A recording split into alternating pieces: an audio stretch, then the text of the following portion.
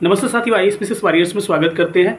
जैसे कि आपके एग्ज़ाम टीआरई 3.0 से रिलेटेड बहुत सारी न्यूज निकल के आ रही है, जिसके बारे में मैं कुछ अपडेट देने की कोशिश करूंगा। जैसे कि उसके रिजल्ट के रिगार्डिंग, इसके अलावा शिक्षा मंत्री का कुछ बयान है उसके रिजल्ट के रिगार्डिंग, उसके बारे में बात करेंगे।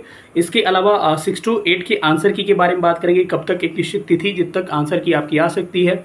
इसके अलावा पीआरटी के कुछ क्वेश्चंस के बारे में बात करेंगे, जिसमें हो सकता है कि आपको उसमें बोनस मार्क्स आपको मिल सकते हैं अभी भी। फिर बैकलॉग सीटों के बारे में बात करेंगे, बैकलॉग सीटों की क्या स्थिति चल रही है। सारे मुद्दों पे हम लोग डिटेल में डिस्कस करने वाले हैं। चलिए सेशन को स्टार्ट करते हैं। जो लोग चैनल पे नए होंगे चैनल को सब्सक्राइब करिएगा, पुराने लोग अधिक से अधिक वीडियो को शेयर करिएगा। तो सबसे पहले जो है बात करते हैं हम लोग, मुद्दा आता है आपका पहला मुद्दा है आपका कि आज जो हियरिंग है 50% 65% को लेकर, आपको पता है बहुत दिन से चल रहा है। तो आज इसका सुप्रीम कोर्ट में क्या है आपका सुनवाई है, और सुनवाई के तहत ये मुझे लग रहा है ऐसा भी कि इसका फिर से वही होगा, फिर से नेक्स्ट डेट तारीख पर तारीख दिया जाएगा। और क्योंकि सारी सीटें जो तैयार हो चुकी है 50% पे हो चुकी है, उसमें ज़्यादा कोई दो राय की बात नहीं है, ठीक है।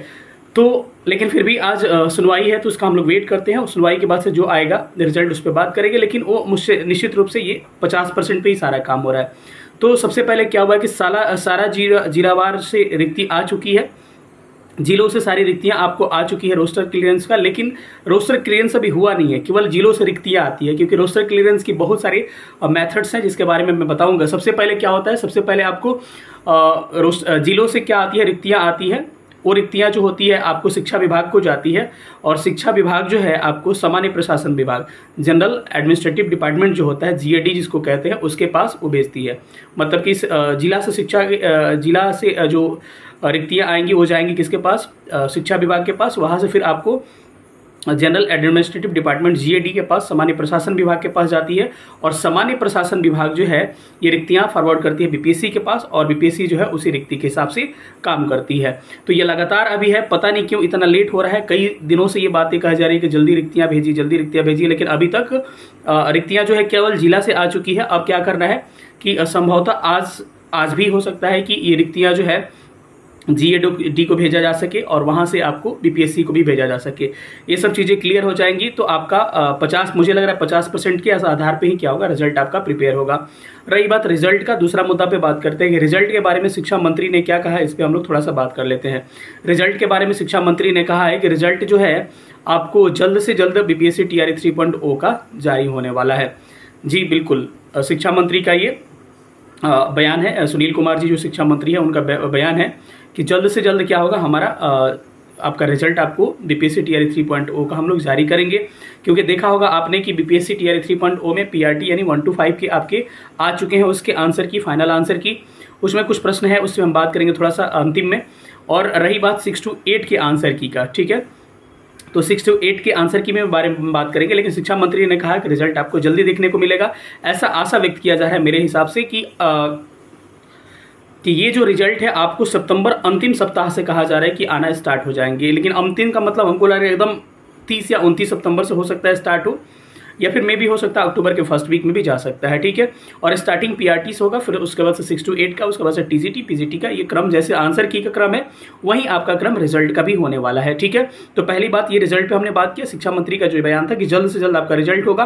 तो कई लोग बातें कर रहे हैं कि अक्टूबर नवंबर में रिजल्ट आएगा, तो नवंबर में तो नहीं आएगा। हो सकता है कि सारा प्रक्रिया पूरी होते होते, सारा रिजल्ट आते आते अक्टूबर मिड हो जाए, वो अलग बात है। लेकिन स्टार्टिंग आपको सितंबर लास्ट या अक्टूबर प्रथम सप्ताह से हो जाएंगे, ठीक है। पहली बात ही हो गई। दूसरी बात ये है कि आपको 6 to 8 के आंसर की जो है आपको कल रिलीज होने वाले हैं, यानी कि संभावना व्यक्त की जा रही है कि 20 सितंबर को 6 to 8 के आंसर की आपको रिलीज हो जाएंगे, ठीक है। तो ये सबसे अहम मुद्दा है कि 6 to 8 के आंसर की में भी देख रहे हैं किन किन प्रश्नों पे हो सकता है कि बदलाव देखने को मिलेगा। हम लोगों ने भी आपत्तियां की है, किन किन प्रश्नों के उत्तर डिलीट हो सकते हैं, इन सब पे भी बात करेंगे। तो ये काफ़ी देखने वाला और काफ़ी दिलचस्प मुद्दा होने वाला है, जिसपे हम लोग थोड़ा सा आंसर किया आएगा तो फिर बात करेंगे, ठीक है। तो 2 मुद्दे हो गए। तीसरा मुद्दा आपका ये है कि आपको बैकलॉग सीटों की बातें चल रही है कि बैकलॉग सीटें की क्या होगी। तो ध्यान रखिएगा कि बैकलॉग सीटें जो होंगी इसका कोई मतलब कन्फर्मेशन 100% नहीं आ पा रहा है, लेकिन ऐसे संभावनाएं व्यक्त की जा रही है कि लगभग तीनों मिला के मतलब TGT, PRT, 6 to 8 TGT PGT चारों मिला के लगभग 36 से 37 हज़ार के करीब में सीटें बताई जा रही है। ऐसे जोड़िएगा तो सीटें काफ़ी अच्छी खासी हो जाएंगी। 87,000 में अगर 37,000 आप जोड़ देते हैं तो सीटें आपकी अच्छी खासी हो जाएंगी, लगभग आपके 1,20,000 से ज़्यादा सीटें हो जाएंगी। ठीक है, तब तो कट ऑफ पे काफ़ी ज़्यादा प्रभाव पड़ेगा, लेकिन सवाल ये उठता है कि ये जुड़ेंगे कि नहीं, क्योंकि मैं आपको गुमराह नहीं कर सकता, ये क्लियर हो ही नहीं पा रहा है कि इस बार जुड़ेंगे कि TRE 4 में जुड़ेंगे। यही आपको ओहपो की स्थिति चल रही है। अब देखिए आयोग के द्वारा क्या किया जाता है, जब क्लियरेंस होके रोस्टर जब आएगा तब पता लगेगा कि सीटें जुड़ रही है कि नहीं। क्योंकि मैं बार बार यही बात कहता हूं कि इतनी जल्दीबाजी ये बैकलॉग सीटों की क्यों है, ये बात बड़ा महत्वपूर्ण है, अहम है।